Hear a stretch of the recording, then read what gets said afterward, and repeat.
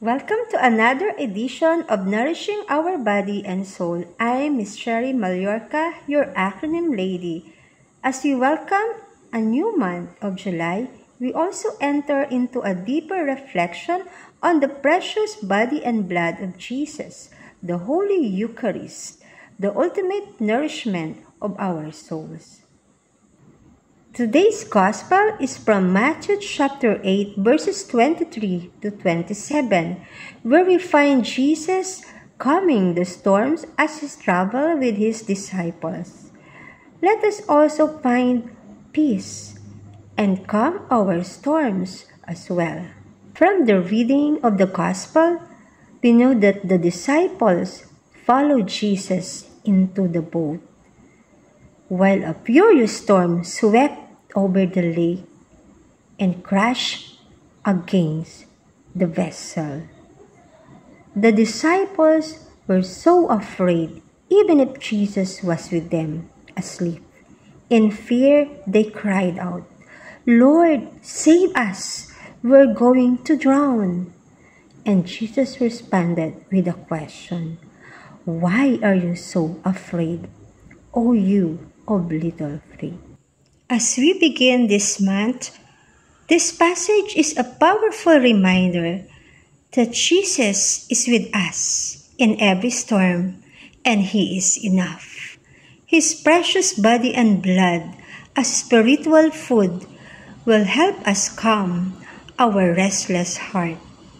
To help us carry this message in our hearts, let us reflect on the acronym CALM. Letter C stands for Christ is with us. Even if it seems that He is silent or asleep, Jesus never leaves us. A stands for Anchor your faith, like the boat anchored in deep. Let your faith anchored and be rooted in the body and blood of Christ that will give us wellness package of nourishment, the nourishment of our body and our soul. Letter L stands for listen and trust. Instead of giving into panic, choose to listen to the voice of the Lord. He speaks peace that will give us calm. Just trust. And letter M, make room for the Eucharist and magnify the Lord. In every storm, let the Eucharist be your strength and source of calm, the real presence of Jesus nourishing your body and soul. Let us pray.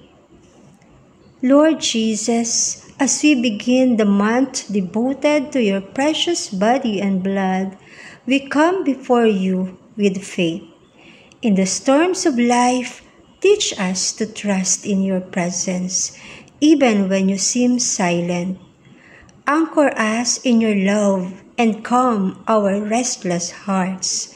May your body and blood received in the Eucharist nourish and strengthen us each day. Help us to live in peace, rooted in you, our refuge, our calm, our Savior, and our Lord.